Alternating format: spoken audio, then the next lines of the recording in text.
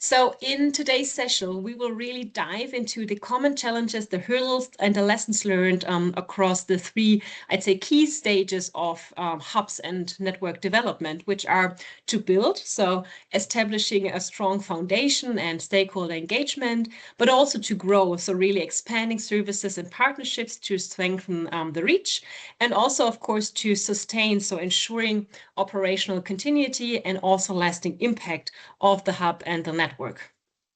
And for this, you will hear real-world experiences from two leading initiatives, the Health Data Sweden EDIH and Health Tech Lisboa. So welcome our two speakers from these two initiatives. And also, of course, from our project, so the Shift Hub project. And they will all share the challenges, solutions, and also lessons learned, presenting their different perspectives and experiences here. As I've already said, there will be a dedicated Q&A session after each of the presentations to really allow you to actively contribute to this workshop and also discuss directly with our speakers. So again, we encourage you to directly, to actively participate also within the next 1.5 hours, really sharing your knowledges and also experiences. And of course, questions, and then having engaging discussions.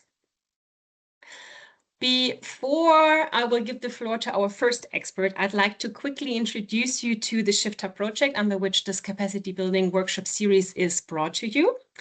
So our project is a coordination support action, which is funded by the European Commission. This means we're not a project that is actually doing research itself, but we are coordinating and implementing support actions for innovation ecosystems and networks across Europe. And this is also exactly what we're doing with the received funding here. And we're focusing on creating a smart health innovations and futures technologies hub. And when I'm saying we are referring to our 12 partners in the consortium that represent important stakeholders and expertise within the smart health ecosystem.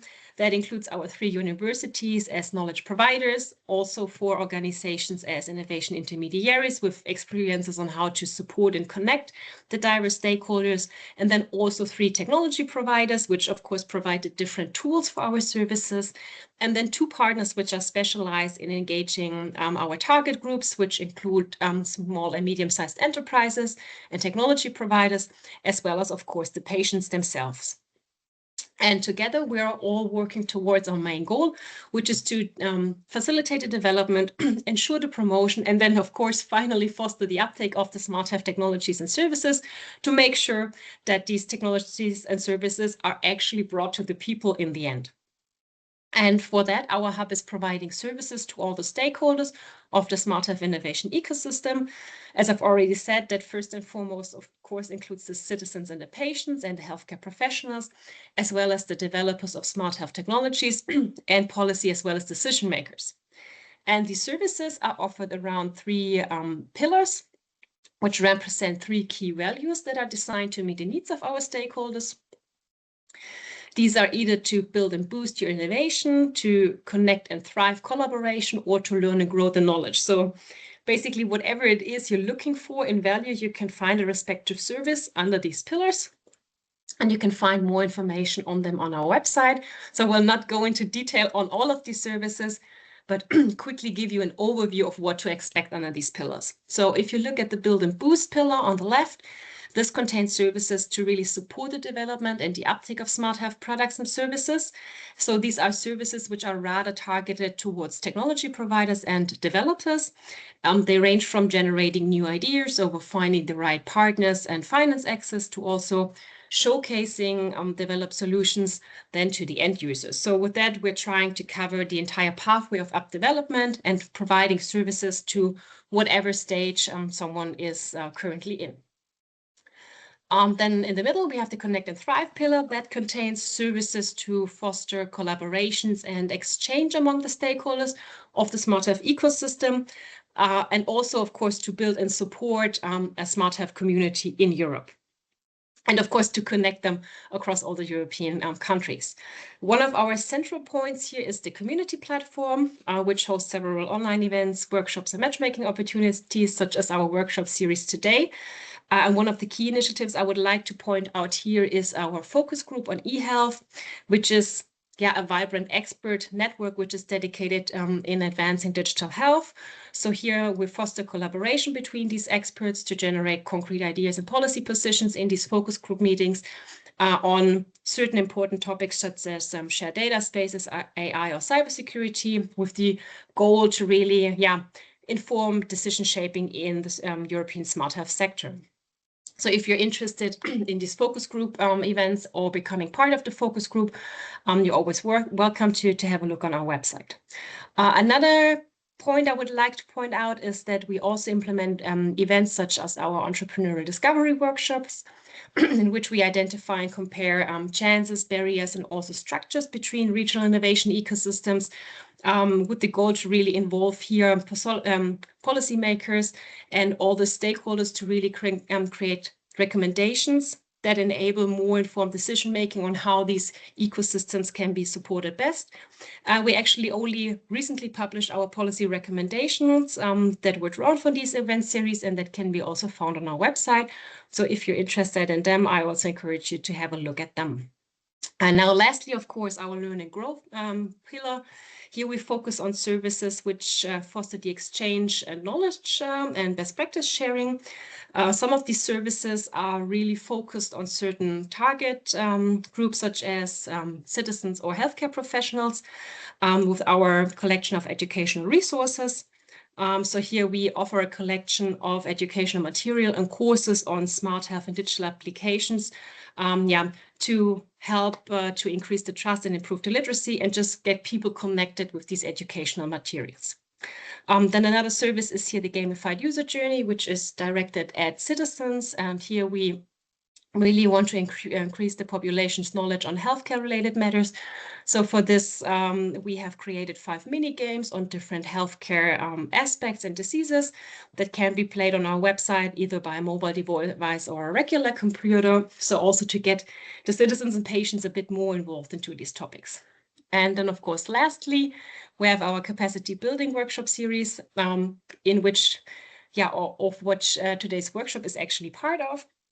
And as I've already mentioned in the beginning, here we really focus on the exchange of professional ecosystem stakeholders, such as digital innovation hubs, research institutions, policymakers, or healthcare providers, with really the goal to exchange knowledge and best practices, for example, on methodologies or services.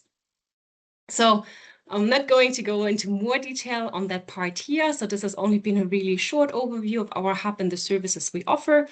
And now I'm happy to introduce my Shift Hub colleagues, Joanna and Anastasia, who will share a more detailed view and insight from our hubs and actually the services that we have developed. And with that, I would like to welcome our first speakers, Joanna Carillo and Anastasia Papachristodoulou. Joanna holds a PhD in biomedical science and works as an international project manager at the University of Porto. She's also a teacher and a researcher in the development of collaborative innovation ecosystems in digital health, open innovation, real-world technology validation, and health technology adoption and adherence. And she has over 10 years of experience in business internationalization, management and planning, as well as tech transfer and entrepreneurship. And in the past, Joanna has also coordinated programs in policy improvement through the sharing of good practices between European countries. So welcome, Joanna.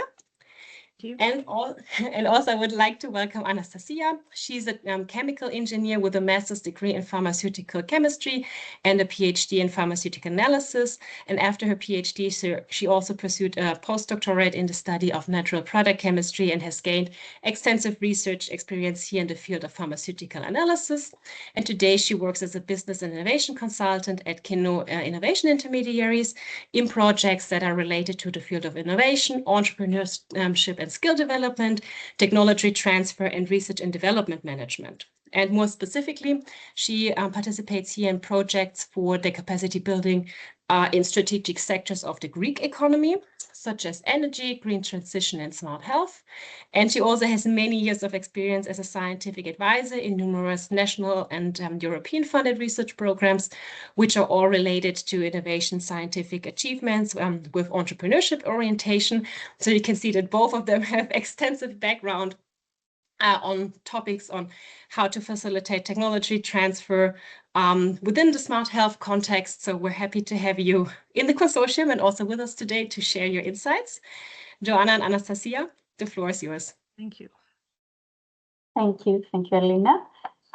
So I can share my screen to start presentation.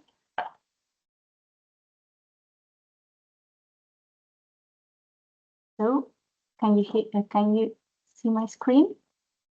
We see the PowerPoint, yes, but not the full screen. I will do it. Yes. Okay. Perfect. Yes. Okay. So hello to everyone.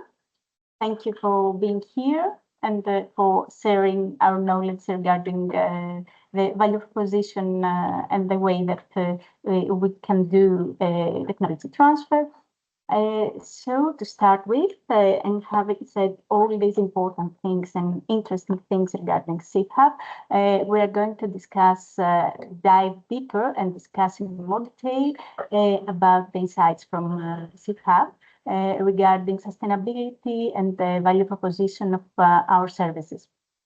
So to start with, we can see here the contents. We will start discussing about the region of existence and the starting points of services offer of CFHub.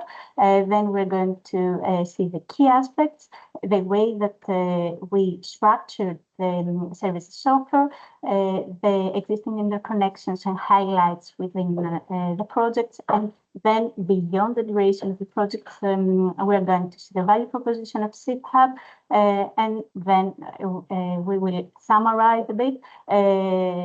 This will be done by Joanna, which is the leader of work packets relevant to exploitation and sustainability. So to begin with, the starting points and reason of existence of our service offer are the two pillars that we can see. The supply, under which we can see knowledge, know-how, technology, solutions, tools, the demand from the other side, which includes needs, requirements, wishes, preferences, concepts.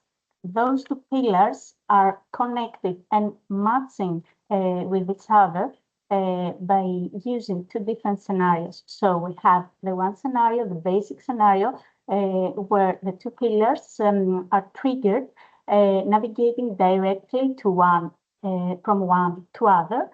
So we have the supply triggered service offer route, navigating directly to demand, and the vice versa route from demand to supply. But this is a more ideal option. So we also have the advanced scenario where demand or supply triggered routes are navigating through several different nodes that are between those two pillars. So to be able to create the implementation process of the service offer within CFHub and in general, we should keep in mind some key aspects, which are the identification analysis, the marketing consulting, the networking and building of the ecosystem and the relationships among the stakeholders, the knowledge sharing and capacity building, the matchmaking and partnership facilitation, for sure the monitoring process and the evaluation of our activities, the funding resources, and to be able to support and secure these funding resources. And finally, the promotion of this open innovation culture in order to be able to receive external input and feedback from the other stakeholders of the innovation ecosystems. And having said all this, I would like to pass the floor to Joanna, who is the leader of the work package of exploitation, to navigate us through the CFHub journey within these 3 years. So Joanna, the floor is yours. Thank you. Just for the sake of, not having to say next all of the time. Okay, I will stop share. Yeah, I'll share mine just screen, to spare you. Yes, thank you so much. Right. Here we go. Exact same presentation, just so that you don't have to hear me asking for the slides to shift. So as Anastasia was mentioning, we had this entire portfolio of things that we could offer, and we decided to structure it as Alina mentioned before, in terms of making sure that we could target every type of stakeholders that we had. So we had services that were directed towards patients and citizens directly. We had other like the living labs or the I'm so sorry, or the literacy portfolio, where we wanted to engage citizens and patients and other actors of the ecosystem in learning skills and other relevant literacy issues.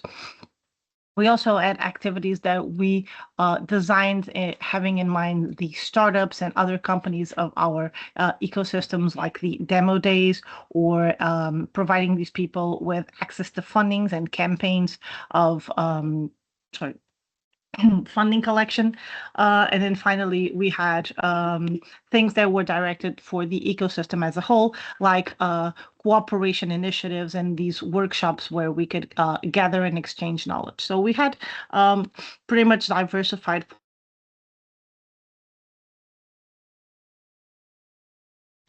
I think you have muted yourself. Joanna, you're muted. I have. Sorry. Alina has already mentioned this before.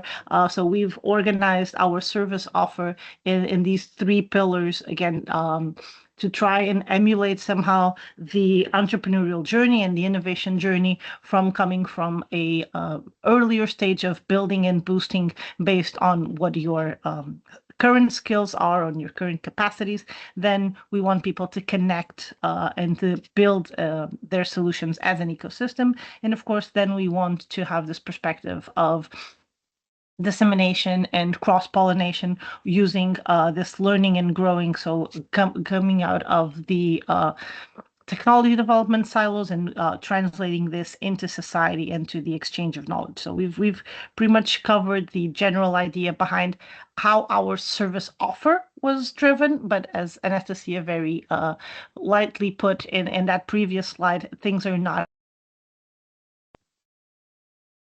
always so direct and obvious. As we mentioned, it's not a linear connection between the offer and the demand.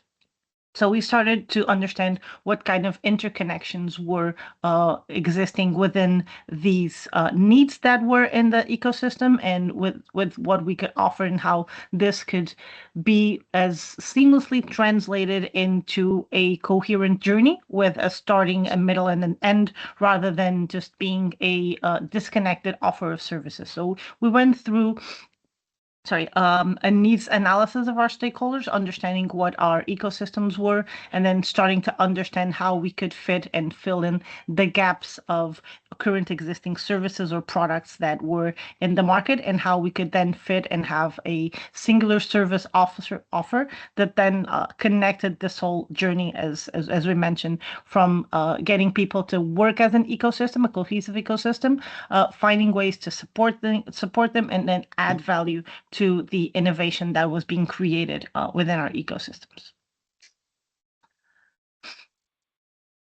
So that being said, throughout the project, we developed this communication strategy. We did this by connecting to a lot of surrounding initiatives. So we have within the project what we call our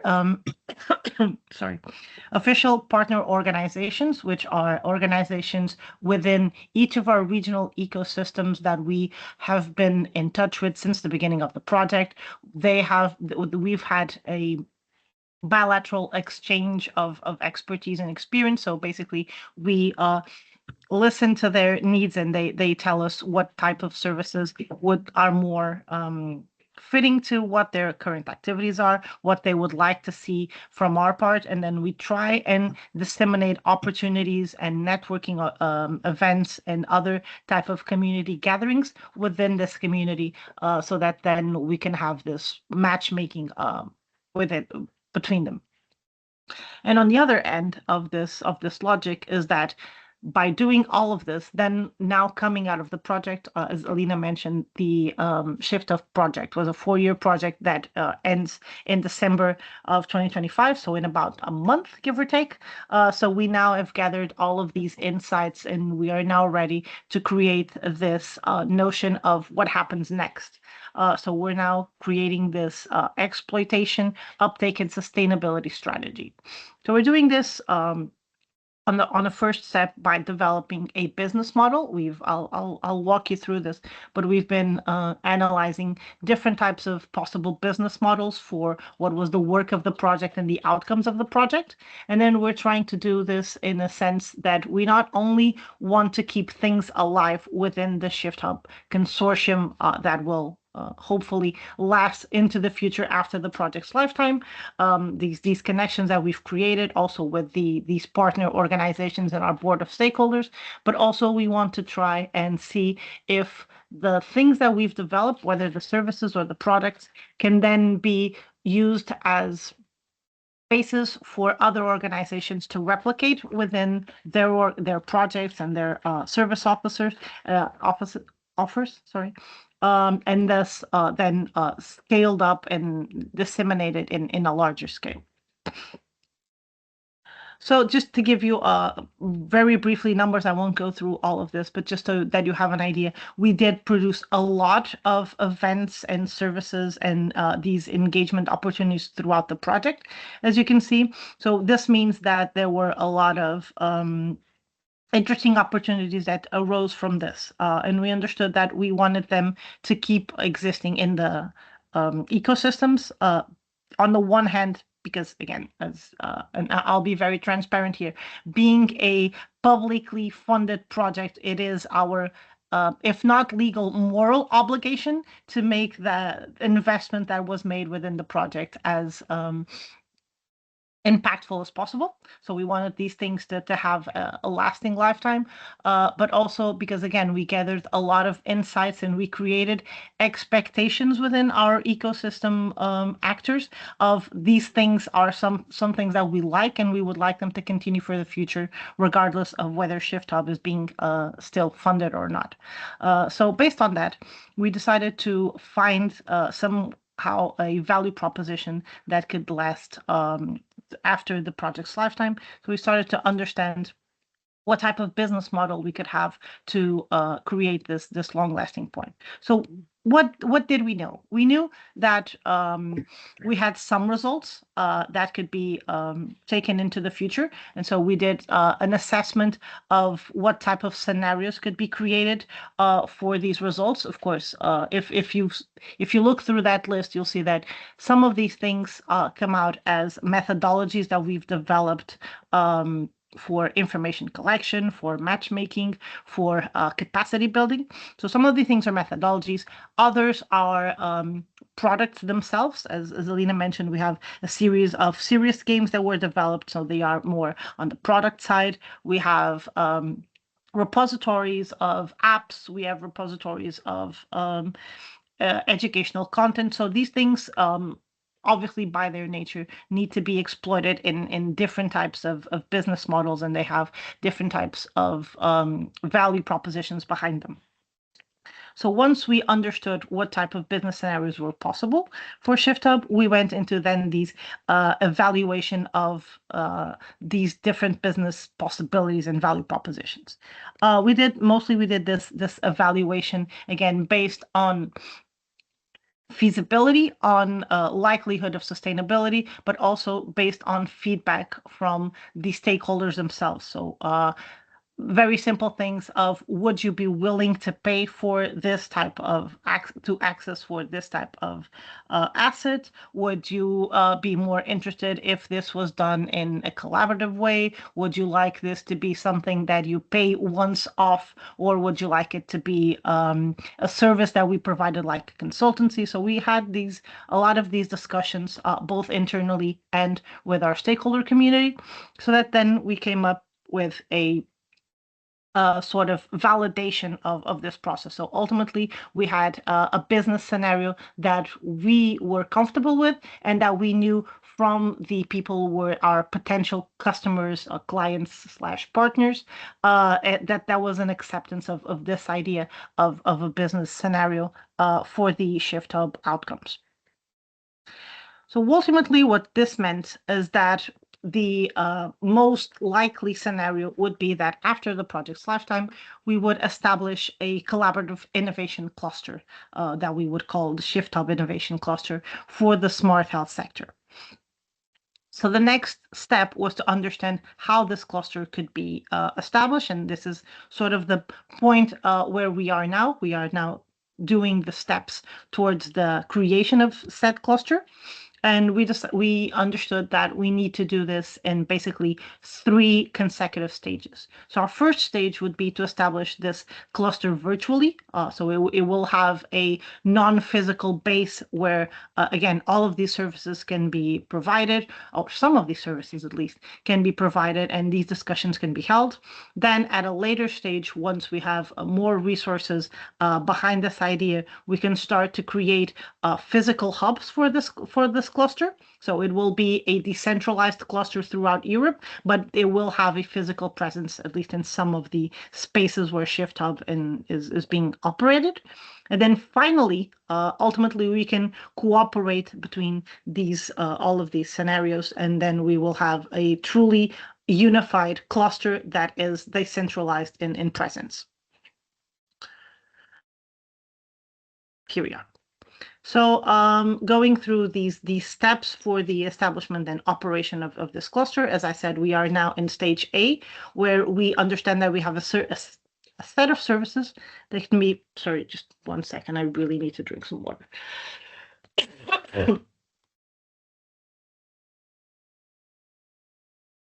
I'm sorry. So we are now at our first stage where we have some services that can be offered through this online platform. We are heavily relying on the community platform that Alina's already presented to you. If you'd be interested, we can go into further detail of the features and the potential of this platform. We can have this discussion, but the idea is to try and centralize as much as possible some of the services provided into this platform, which is great from our side because it's a free platform. There's no subscription for our potential clients. And on our side, it has limited expenses since it's a platform that's already ongoing and it's been established. So we just need to keep keeping it updated and functional for the future. Eventually, we can go into this physical clusters area, as I mentioned before. And so some of the services, there are more location related, for instance, having demo days presented where companies can come and actually present their companies and matchmake and network with regional actors. So these more smaller scale services can now be provided by this physical cluster, which is also very interesting from our side because, again, we will obviously have to narrow down the type of services that these physical presences can offer rather than having the much bigger portfolio of things that can be presented online. But on the other hand, being already an established institution, we can now start applying for funding because we will then have a legal entity behind this, which would be the cluster itself. So then we can start and have these co-funding opportunities that will then allow us to expand our offer and have a more solid approach to the service provision. And then finally, as I said, we can start establishing this cluster at more locations, so we can then grow into this pan-European approach that I was mentioning. We can also start providing more services and having a more complete service offer. And then we can then, at this point, be at a stage where we will be comfortable enough to start gathering revenues from these premium services that the cluster will provide by itself.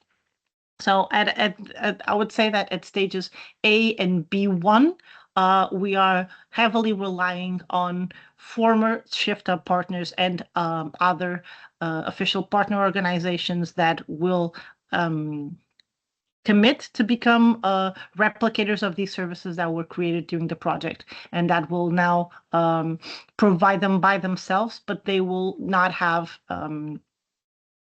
revenue on this point for now, at least for the earlier stages. So we don't have any intent for at least for the earlier stages to start charging for these services. But then at later, once the cluster has been well established and has gained some traction, then we can hopefully become a self-funded cluster that has its own ecosystem around it, and then it has sustainability.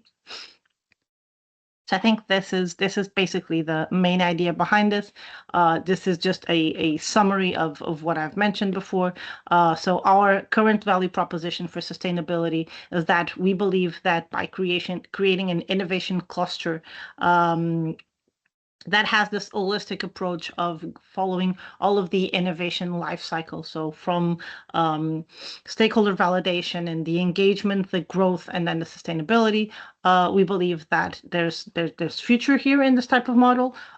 We believe that there's also a lot of potential in finding external organizations that are willing to replicate our activities. And so we are disseminating and we are exponentiating the impact of what has been done during the project. And finally, the fact that we will try to actively involve policymakers and other public activities. We'll also try and lobby, which I know it's a very dirty word, but it's what it is. We will try to lobby for this type of approaches to be done for European funded projects that then can gain sustainability if the conditions for this type of shift, pun intended, shift from a project to a cluster / a hub is more facilitated by the current policies and funding schemes that are set up to accommodate for this type of creation of self-sustaining organizations. And that is all from my side. So I thank you all, and we're now available for questions. Thank you very much, you two. Although I said that we will have time for questions, turns out we actually a bit short on time. Or not short on time in general, but as there are other commitments and meeting duties due for our other speakers, I would like to continue with our second speaker and then do the questions for ShiftHub at the end, if you don't mind. So. And with that being said, it's now my pleasure to welcome Dr. Frida Linkbert. She's Operations Manager of the EDIH Health Data in Sweden. Frida has an academic background in medical technology and works at the KTH Royal Institute of Technology in Stockholm. And she has spent her last 15 years working with project management in the boundaries between technology and health and research and implementation, with a special focus here on innovation and growth.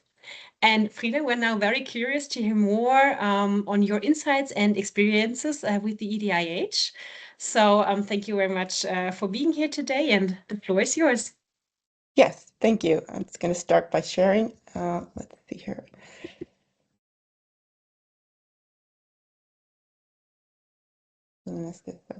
Okay, so hello everyone, and thank you for inviting me to this session and to share the journey of Health Data Sweden. So I'm about to give you a brief introduction and also a crash course in the Swedish innovation ecosystem of health. I see a lot of similarities of what you just heard, so it's very interesting. And share some best practices and also some reflections from our 3 years so far. And I'm going to skip the introduction of myself since you did that very nicely. Moving on, I'm not sure how familiar you are with the concept of the digital innovation hubs, but this is the basic context. We are part of the Digital Europe program that aims to shape the digital transformation of Europe's society and economy. And the network of the European Digital Innovation Hubs was formed in 2023 to support industry, small and medium-sized enterprises, and the public sector to adopt digital technologies and to strengthen their digital skills. So these hubs are often referred to as one-stop shops that connects regional ecosystem on a European level. Let's gonna move on here. And in total, there are 254 EDIs across Europe, operating in different sectors such as manufacturing, agri-food, and as in our case, health. Very recently, the Commission also announced that there will be an additional funding period for the 3 coming years for 83 of these hubs to consolidate the network with a reinforced focus on AI. And this follows from a call that was launched in April. So we are one of these 83 hubs that will continue. So from January 2026, we'll go into the next phase. And I will also come back to that later. So the main objective, so the overall aim of Health Data Sweden is to accelerate the development and use of health data to create a more effective healthcare system regionally, nationally, and on a European level. And our main objective is to do so by building and providing services to support SMEs and the public sector to realize and scale methods, digital services, and products that are based on health data sources. We don't provide health data, so it's not a warehouse of data. So I'm going to switch slide here. So we offer services within 4 core areas. And these are all free of charge, and they are also common for all the EDIs, although the services within the areas, of course, differ. But we have a networking and ecosystem and skills and training where we, similar to what we just heard, we offer training sessions, seminars, network meetings, and matchmaking. We have business development and finance, where we help to strengthen investment readiness. Hello? This could be... Sorry. Oh, okay. So this could be funding opportunities, grants and venture capitals. This could be advice on business model and scalability. We offer pitch training, basically preparing SMEs to be able to answer to the question that investors are going to ask. And of course, we also offer opportunities to meet with investors. We actually have, parallel to this session, a pitch event. And then the last one is test and validation. And here we help the customers to understand what it takes to make your product or service work in practice. So this could include user tests, test panels, preparatory guidance for regulatory, legal, ethical aspects that needs to be addressed very early in the process. And of course, guiding and preparation for more advanced testing as well. So this is a brief overview of what we do and what we offer. So moving back to the starting point of the EDI. So why do we need Health Data Sweden? So innovation in the health sector is today to a very large extent driven by the ability to access, to combine or make sense of health data. Yes. And Sweden has traditionally been very strong when it comes to health innovation and also to use health data, but the innovation processes are often very hampered by fragmented ownership. We have a very decentralized healthcare system, as many. For example, there are 290 municipalities that manage the primary and elderly care. We have 21 regions managing hospital and specialized care. And this leads to services, to competence and access of data being regionally locked, so to say. Not only is it hard to access from outside, but it's also extremely difficult to overview. So the approach was to connect established partners from all over Sweden, already supporting SMEs and public sector to accelerate the use and support on a national level. Switch slide here. So these are the partners. We are today 18 partners within the consortia. And these form a mix of universities, regions, and innovation hubs, science parks. And I would say that the strength is both the mix of geographical spread, but also the complementary expertise of the partners. They all have long experience of supporting digital transformation and are embedded in their regional context. So the project Health Data Sweden becomes the base layer to support the partners to enable collaborative structures and to scale and transfer services between the partners. So moving on to the initial phase. So the Frida, first... sorry to interrupt you, but I think so for me it doesn't switch the slides. I'm still seeing I'm still seeing the EDS service offer. So maybe the screen froze. Maybe you okay, I will try sharing again. Yes, so thank you for that. Thanks. Let's do it again.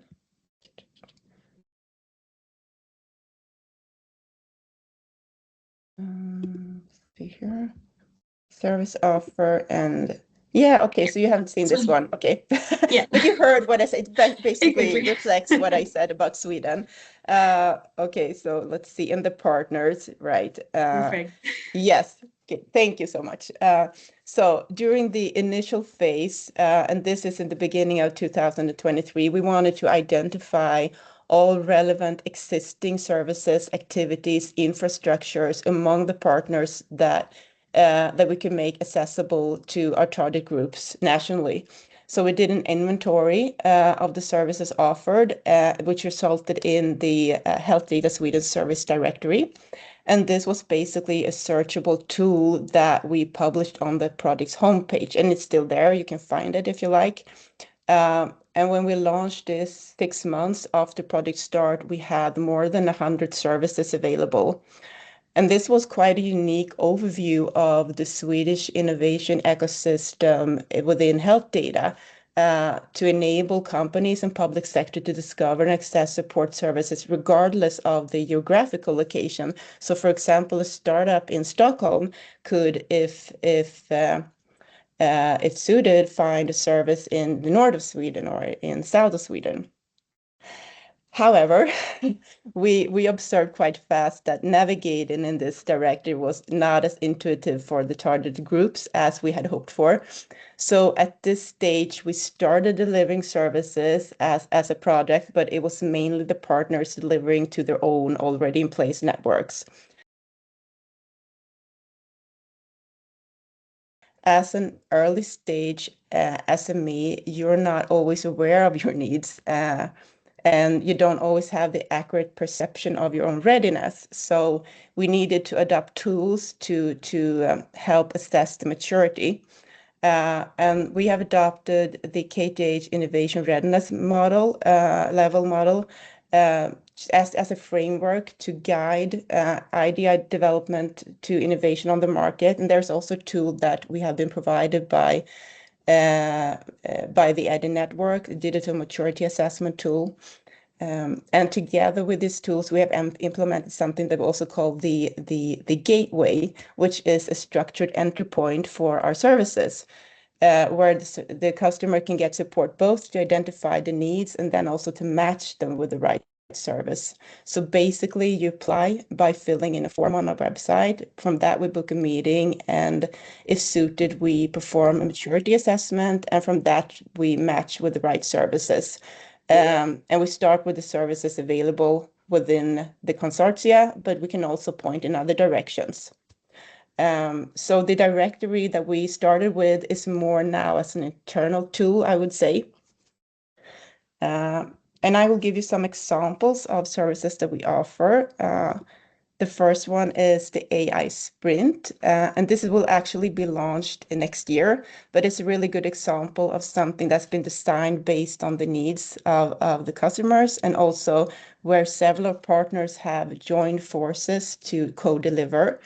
And this is a series of interactive sessions that are designed to support an SME to explore the potential of AI to either enhance or transform their products or services within health, where the different sessions are organized by different partners.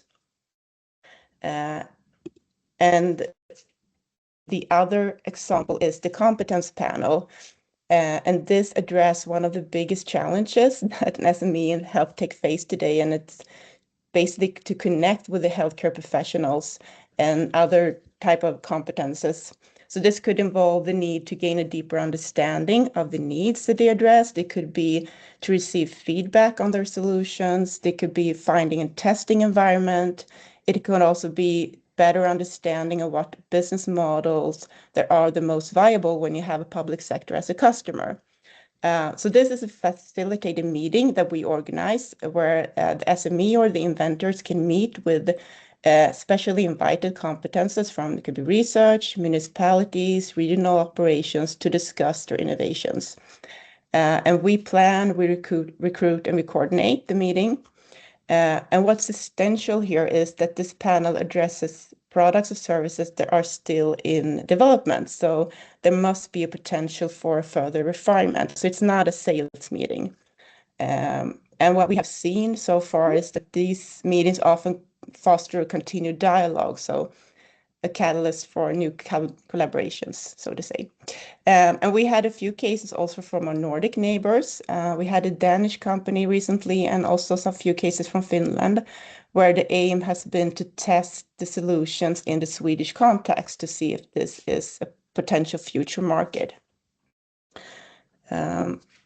So moving on quite fast here. So the learnings from our 3 years. So we're halfway, I could say. This has been a rich journey for our partners. The consortium, as I explained, started with a large amount of potential services. And as I also described, there were a lot of regional lock-ins and unclear pathways for SMEs to receive support. So the key lessons are, first, the limited awareness. I mentioned this already. But as many SMEs lack a clear understanding of the maturity level, especially in the healthcare domain, where there's a lot of legal and regulatory constraints that are particularly complex. Then there's the value of the shared experience among our partners that has been proven to be essential for us. And I'd like to emphasize here that the bottom-up approach has, I think this is, I believe this is one of the keys when it comes to sustainability, because whether or not we will continue as an entity, the partners are the one that can drive the services further. So. And then lastly, the high demand for the public organization support. They often face a dual challenge because they must both innovate, but at the same time also need to build knowledge and capabilities and policy frameworks that are needed to adopt the innovations. So this, for us, has stressed the importance of also including regions and municipalities very early on when we design services as well. So with this aspect in regard for the next 3 years and the next phase, we have brought on the Swedish Association for Local Authorities and Region as an associate partner. So they will be involved in a lot of the design of the services from now on.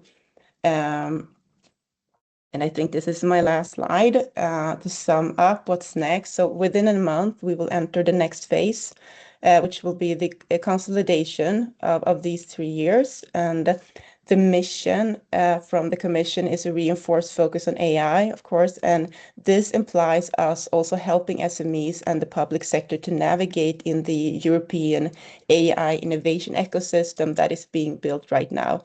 So parallel to the EDIs, there are also, I don't know if you're familiar with it, TEFs, test and experimentation facilities. There are the AI factories that are going into operations right now where you can train your models. And next year, I think we will see the gigafactories come as well, and all with the aim to support AI adoption. And to also address the question regarding sustainability, this is still an open question for us today, but it includes both if and how to find a future for Health Data Sweden as an entity, as well as sustaining the services specifically. We are not today sure if this is going to be a coherent package or if it will be taken over in parts by other hosts, the partners or national structures.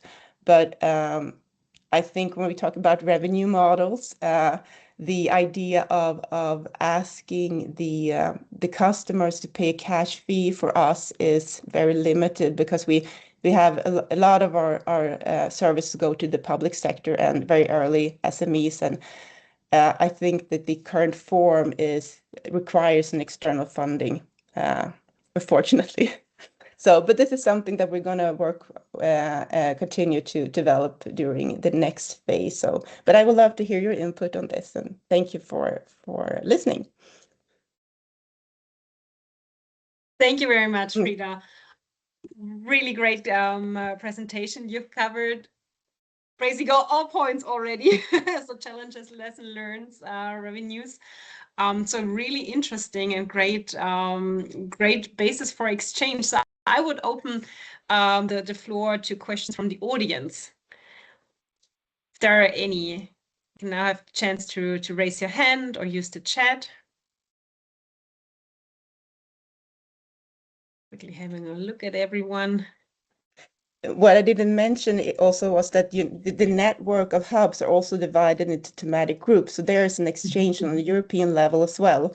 We have a thematic group on digital health, and in the beginning it was more like sharing best practices, but now we also start to see that we get contacts of another hub saying, like, we have an SME that's interested in the Swedish market, can they contact you, and as well. So I think there's going to be a lot of development there as well. And if you have any and also questions, the exchange between Sorry. I think my internet was frozen for a few seconds, so sorry for interrupting. Actually, you I found it really interesting. I'll let Anastasia go ahead. Anastasia, please go ahead. Yes, thank you, Elena. It was really interesting. Thank you for the presentation.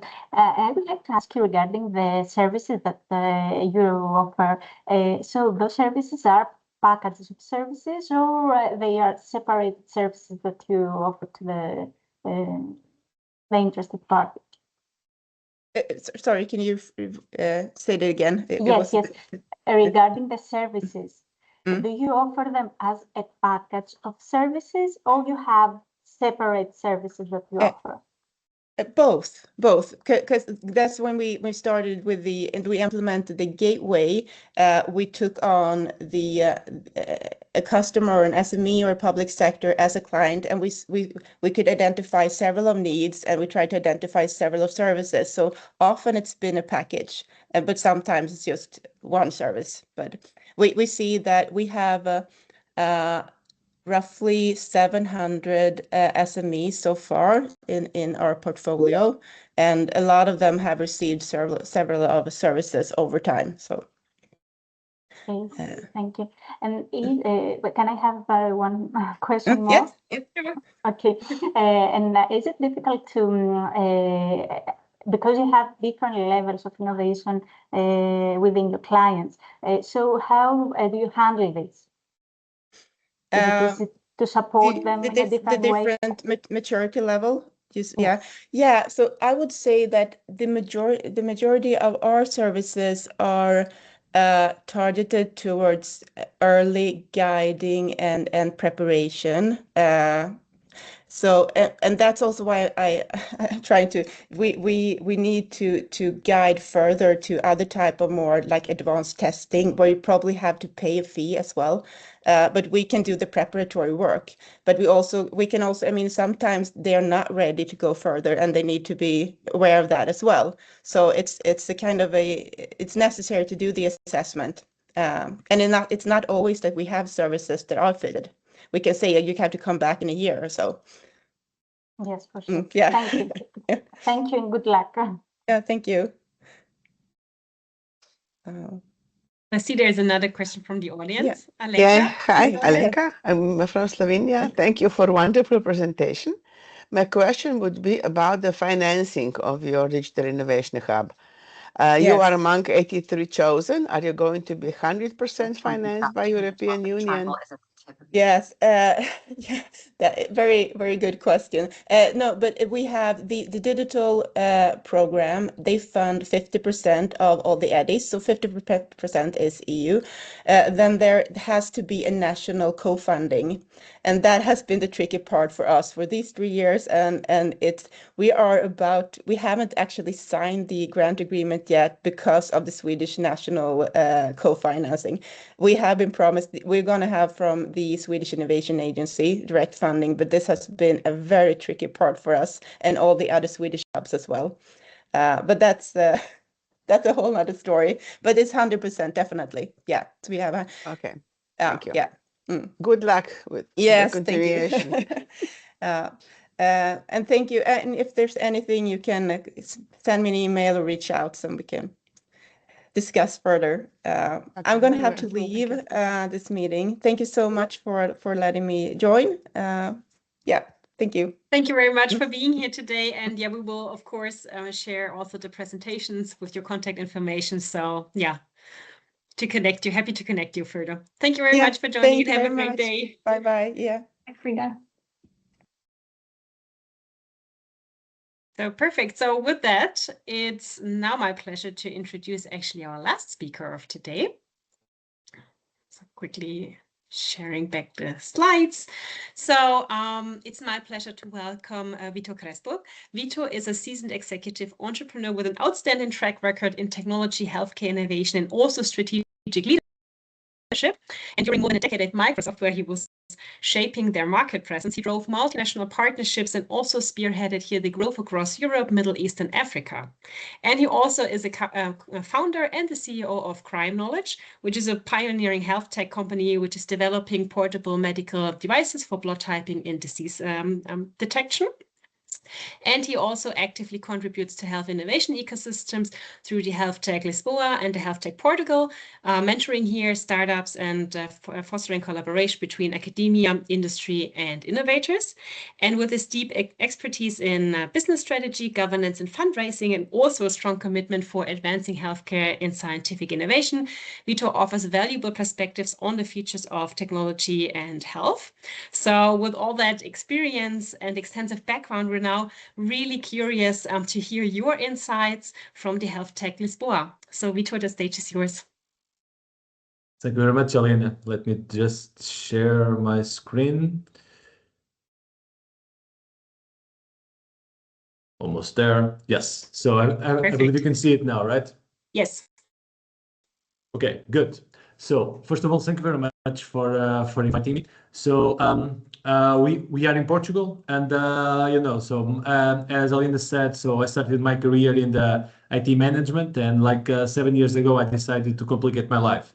So I created an IVD company on the healthcare space. We do blood analysis in the portable way, and we were invested by San Francisco Venture Capital. So they had like an innovation center in Shenzhen, China, where we lived for 6 months to create the first prototype with the support of Johnson & Johnson Innovation. So we learned a lot in that process, and we know that, there are lots of companies in Europe that struggle with this kind of problems. And we don't have the right ecosystems yet. You know that in Europe, we are really good to complicate things, so we know how to regulate really well, but sometimes we forgot to create the right structures to accelerate what we have best is like innovation and creativity. So in a nutshell, we decided to create Health Tech Lisbon. So, and who are we? So basically myself, and I met a Swedish guy, so in San Francisco, so in the office of my first investor there. He was a former Oracle VP, so the name is Lars Wallström.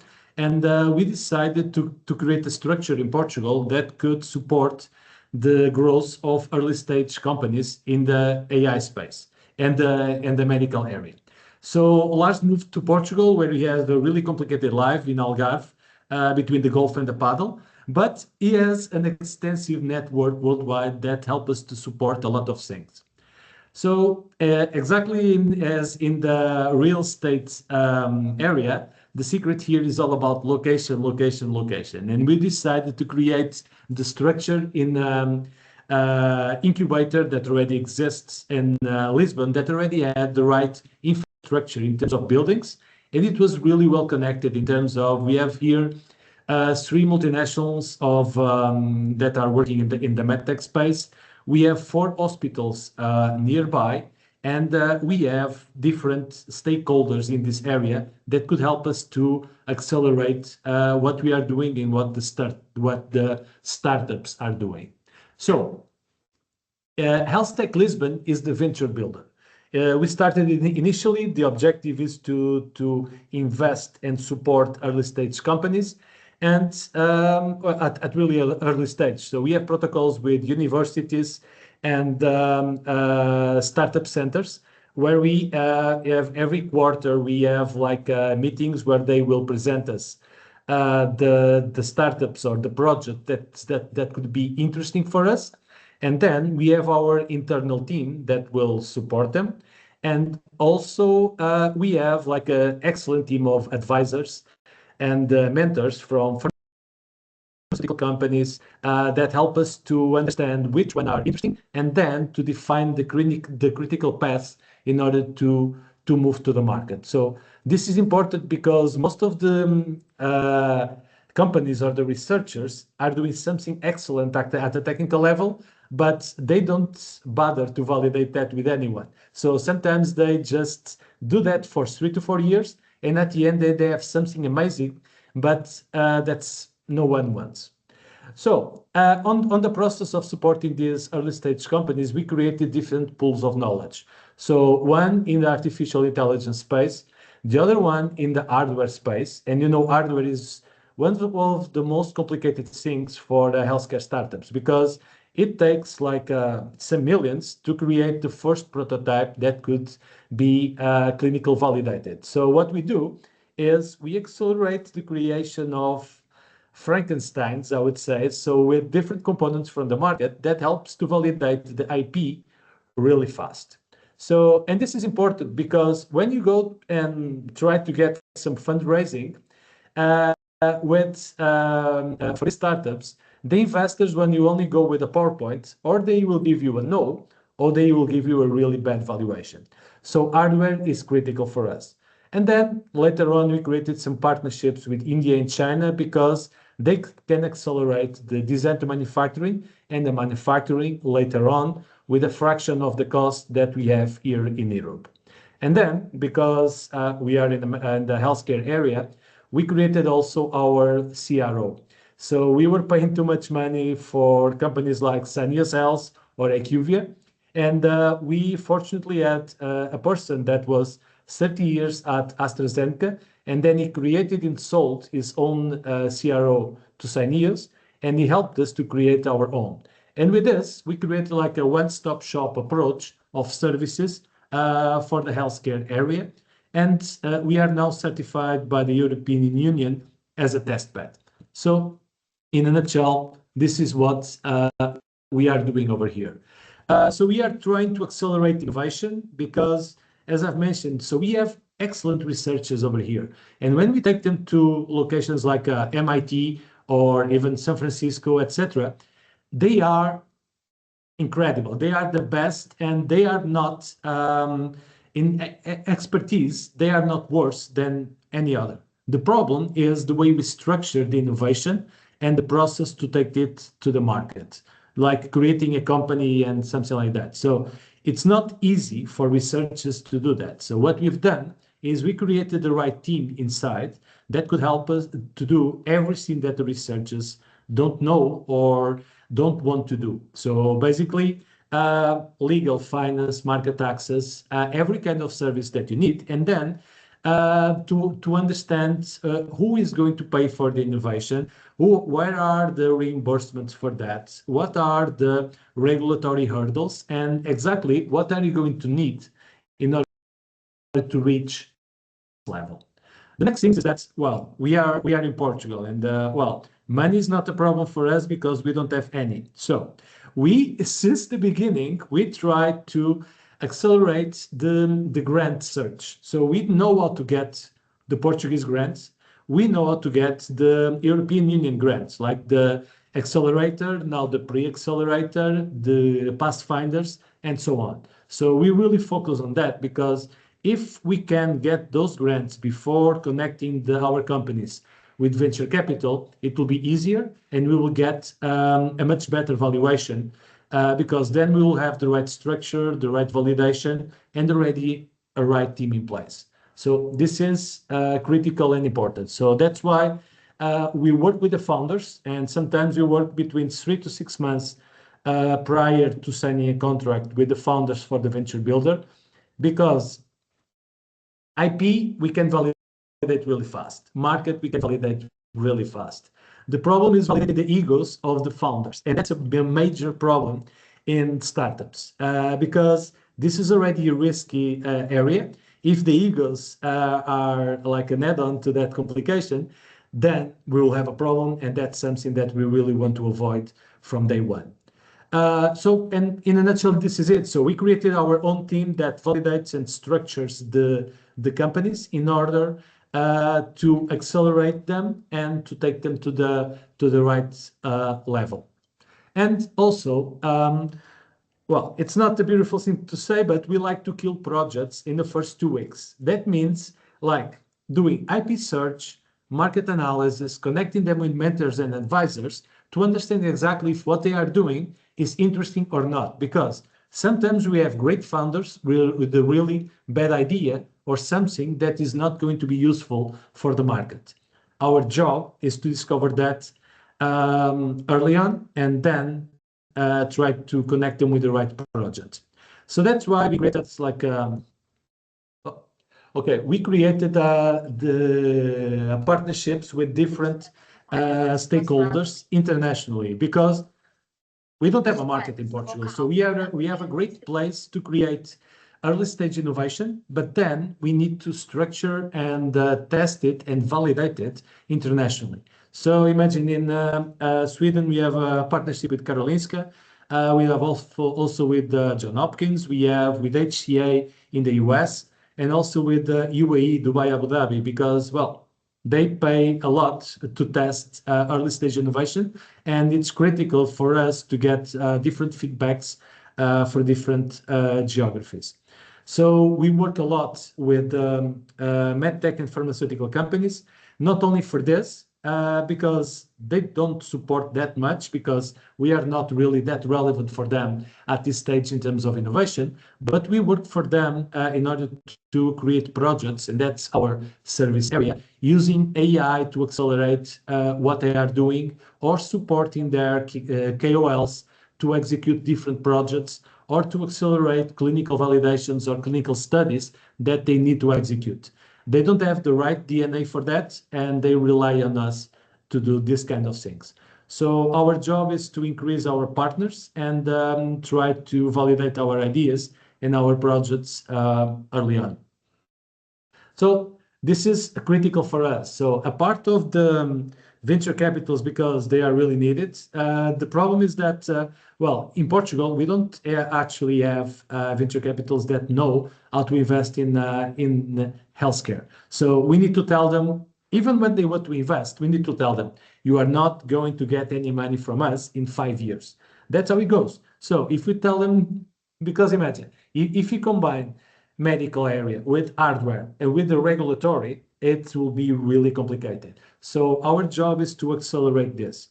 And imagine, so in Europe, certifying a medical device at this point is really complicated. MDR changed, and now the number of notified bodies is really limited. So it takes around 2 years, at least, to certify a medical device with a class 2A, 2B, etc. So that's why, in order to scale, we created partnerships. Imagine in India. In India, we can certify one of our innovations in 3 months. And that we can scale it there, and we can reduce the bill of materials. We are not going to get any money there because the cost has to be reduced also, but the scale is interesting, and you can validate a lot of things. Then we can go for African countries where we already have great partnerships. Then we can go for the US, where we can have innovation certified with the right regulatory with a 510K between 9 to 12 months.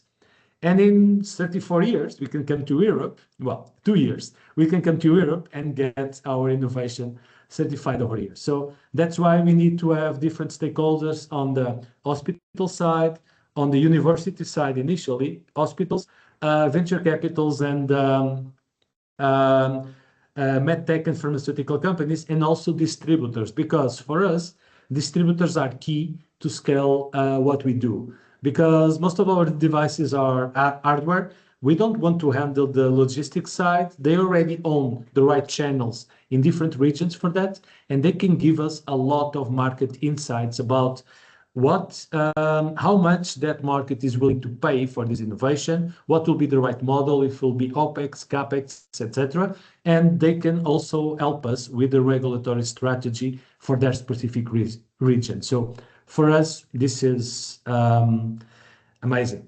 So in terms of risks and lessons learned, well, basically is we have different stakeholders in this ecosystem. So we have guys from the artificial intelligence space. We have medical doctors. We have universities.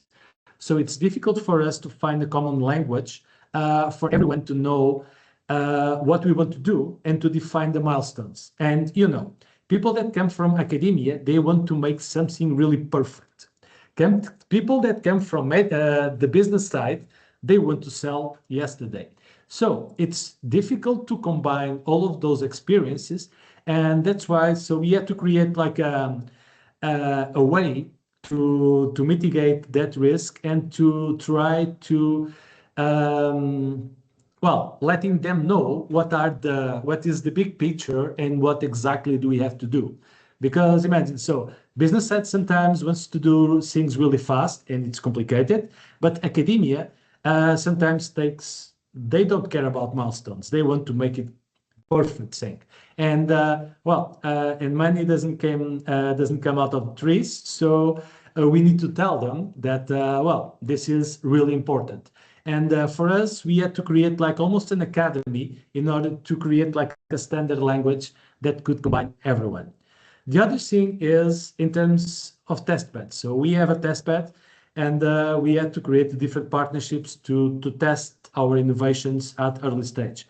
And well, passing the ethical commissions in different hospitals, it's a mess. So for us, it's actually easier to test it sometimes outside European Union, and then coming back later on already with a lot of work being done. So this is something that we learn. And other thing that imagine when we are working with blood, one of our companies is detecting infectious diseases in a point of care device.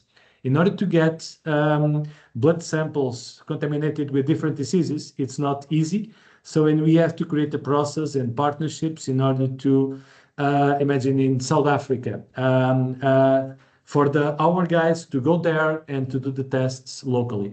So that was something that we really needed to understand what was the best way to accelerate it, or else it will be really complicated. So in a nutshell, this is like, we want to do it. This is what we want to do. So me and Lars want to do this for the next 30 years at least. We have some European Union funding, but mostly this is our own money on the table here. We attract some investors for companies that are already structured, and we try to get as many partners as we get that could understand our mission, because not everyone understands healthcare and the time that it needs to reach the market. So for us, it's also interesting, and we could create a lot of events bringing different types of stakeholders from medtech and pharma companies, universities, startups, medical doctors, patients, etc., in order to understand how can we improve and how can we create relevant innovation. So in a nutshell, those are the two entities that we have right here, and our mission is to accelerate what innovators are trying to do. Thank you. So I'm now available for questions if you have them. Thank you so much. That was a really catching presentation, to be honest. So and also a really catching way of explaining that. So thanks a lot.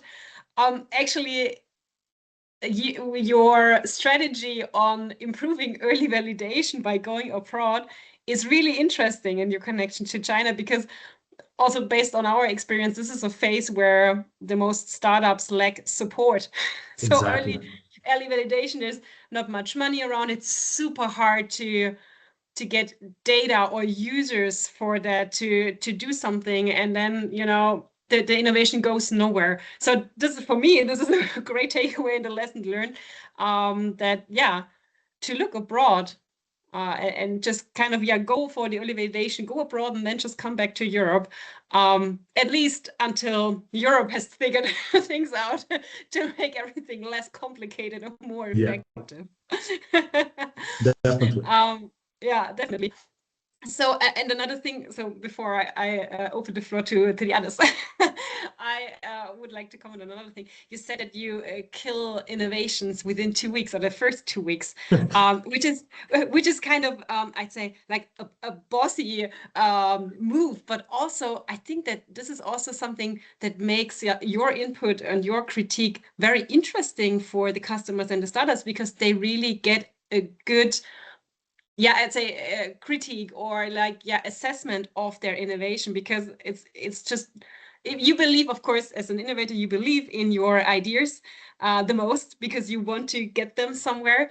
So that sometimes you But think for about the me, critical I know things. it's a really blunt way to tell this, but imagine when I created my first company after Microsoft, so I spent a year and a half doing something really stupid. And everyone in Europe just said, excellent job, excellent idea, and so on. I had to go to the US and fight like an amazing guy that in 2 minutes destroyed completely my plan. And he was right.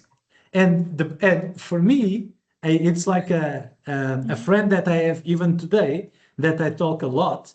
And it was great because in 1 year and a half, I wasn't getting the traction that I wanted, the validation, etc. And in 2 minutes, he explained me everything. And for me, that was really great. I know that when you create a company, it's your baby, and your baby is never ugly. But if someone tells you that initially, you have the time to change it, to adapt it, or to change to another idea. And the opportunity cost of continue to do something that doesn't make sense, it's really complicated. So for me, I prefer to be seen as, I don't know, sometimes blunt, but well, I prefer to do it because I think I'm doing people a favor. I wish someone has done that to me. Yeah, I think like one key takeaway is definitely honest mentoring and honest feedback, because if it's not honest, it gets you nowhere. And sometimes we're in Europe, we're just too good at pampering, maybe. Yes, So definitely. finding a good balance there. So yeah, that's definitely one key takeaway from my side from your presentation. So thanks a lot for that. Thank you very much. And even just for you to know, Anastasia, so the DNA of the corporate, sometimes we have excellent mentors, even us. And it's like when they talk to the startups, the DNA is completely different. So they are used, like imagine, to the biggest companies like Johnson & Johnson. So when they give feedback, they are really polite and always careful with that. So we need to also to train them into giving feedback, because if they don't tell people exactly what it is, the startups won't get it, and they will continue to do what they believe. Yeah, that's really good. So mentoring, it's not only about the startups, but really also the mentors, improving their services as well. Yeah, Yes. Good point. There's a question. Anastasia, go ahead, please. Yes.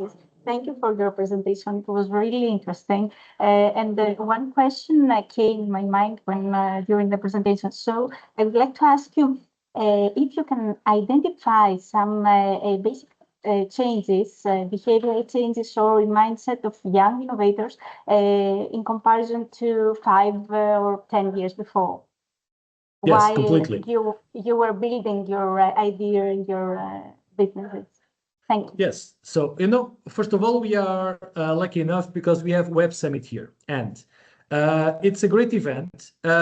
I believe it's not the most effective one in terms of actually doing things, but in terms of awareness, it was great. So that attracted a lot of venture capitalists from worldwide, and also created a lot of incentives by the government to create companies. So what I see nowadays is that finally people that come from university, they see a different way of doing things, because when I started, it's like my plan was like take a degree, probably MBA, go to a multinational and stay there for the rest of my life. It doesn't happen like that anymore, and it's changing. And now with the examples that we have nationally and internationally, you can see that this is a really good way of doing things. So creating your own dream and executing it. So I see a lot of changes, and different structures are being created in order not, because sometimes, you know, people start startups. It's easy to create a startup nowadays, and it's cool. So some of the kids, when they left university, they think, okay, let's create a company and the money will just flow. A lot of companies, excellent innovations, die because they don't know what they are doing, or sometimes with the bad execution of grants and stuff like that. So when we have the right structures to support them from the day one, it will go. And with the examples that now exist, so people look at creating companies as a good way of following their lives, instead of just working for corporates or other stuff. So now it's a different way, and it's normal. I think it's becoming more normal. Thank you. Can you maybe share with us what did your friend tell you to wake you up? Well, I created an IVD company. So the first one is a vitro diagnostics company that does blood analysis in a portable way. So that handles like microfluidics, bloods, computer vision, AI, and hardware. So, and basically what he told me was, in the way I was presenting this to the market, is like it's like, when you want to start something like this, for me, I wanted to save lives and in a consequence, get the money. When I pitched this to investors, they don't care. It's like they just want to know how are they going to make the money and how long it will take for them to get their money back times something. So he completely redesigned my pitch in order to be, well, business oriented, I would say. And so it's like, it didn't change anything on innovation. It changed a little bit on the market access, but the way I was pitching, he basically destroyed me. Thank you. We work with scientists, and I know the situation. It's business language and scientific language. Yeah, and you know, so we have PhDs on the team, and when they talk to VCs, they try to explain everything on the IP, and they don't understand that on the other side, there is some guy that is an Excel sheet manager. So he doesn't know what they are trying to explain. So sometimes we need to be more practical and try to understand what the other side wants to see. Okay, thank you. Thanks. There's another question, Crystal. Hi. I actually, everybody's presentation hit on the same thing around, you know, stakeholder engagement, and actually a big bit of what you're talking about is the validation, that market research to actually validate that an idea has legs enough to be funded, and that will be purchased and bought in the end. Now, you said you were placed in a hub of hospitals and things. I was wondering, how do you do that validation? Is that through the contacts that you have that are healthcare practitioners and patients in that area, or do you have a wider group of sample? Definitely wider. So we started here because we thought that it was going to be easier, but then, well, we understood how the ethical commissions work in hospitals. So it takes a while, as you probably know. So then we started to create partnerships in different locations. And for us, like Africa and India are really great for this. So we can accelerate everything that we are doing. And while the ethical commissions are being handled here or in Karolinska, or in Hospital Corporations of America, etc. So we can accelerate a lot, and we can get enough information to get grants or to get investment in some of the companies. So that's where you get your data from about patient or practitioner needs. That's Initially, what I'm yes. Yes. Yes. Okay. Thanks. And sometimes we have like the medtech and pharmaceutical companies, they always, sorry, they try to support us, and they give us a lot of data actually. But imagine, one of the companies was doing like a breast cancer analysis, and in Europe, it will take like 9 months. In India, I just made a call and I had 40 giga of samples in my email, like in the next day. So Yeah. it's like, you cannot use that data for a lot of stuff clinically, but you can immediately start training your algorithms with that. Yeah. So, and that accelerates everything. Mm. Yeah, agree. Yeah, thanks a lot. Unfortunately, we're running out of time. Although it's such an interesting discussion and conversation, and I'm pretty sure that there will be other questions as well. At least also from my side, but maybe we have to continue and reach out to you after the webinar, because it's such a great experience and insights you have to share. So yeah, thanks again. And yeah, and thanks everyone for participating today. From our side, this has been a great exchange, and I really hope that you were all able to gain some valuable and practical insights and expand your expertise on the European Service Hub offers for innovation hubs and networks. And hopefully you also take away some actionable strategies to apply in your own ecosystems. And in case of further questions, feel free to reach out to us or the speakers. As already shared in the chat, we will share the slides as well as the recordings. But in case if you need any further connection to speakers or so, you can always reach out to us, and we will be happy to refer you and to assist you. Before we close, we have a couple of things we would like to share with you. So first of all is to ensure, of course, a good quality of our events. We kindly ask you to provide feedback on today's workshop via this anonymous survey. It's really a short survey, so it doesn't take too much time. You can either do it now by clicking in the link in the chat, or later on we will also share the link in the follow-up email. We would rather prefer that you do it now, since everything is quite fresh currently. But of course, yeah, just do it on your own convenience. And the other thing I would like to mention is, if you're learning more, if you're interested in learning more about our projects and Shift Hub future events, feel free to check out our community platform. There will actually be one dedicated event on the 12th of December upcoming, which is a webinar of Shift Hub on our complete service offers. So basically going into details on the different services we're doing, and also the replication ways for anyone interested in methodologies and services. So we're sharing some insights on how you can get access to that. Yeah, so we're happy if you're if you consider joining. And for all other information, you can just check our website or our LinkedIn account, where we regularly share also updates. And now, last thing before we close, we would like to take a group photo with all participants for our social media channels and website. So if you don't mind, we'd be happy if you turn on your camera and join us for the group photo. Quickly stop sharing the screen. Perfect. Yeah, thanks so much for turning on the camera. It's great. Then I will count to 3, and on a count of 3, please smile. 1, 2, 3. Great. Thank you, everyone. Thanks for joining today, and also thanks again to our speakers. Has been a great session.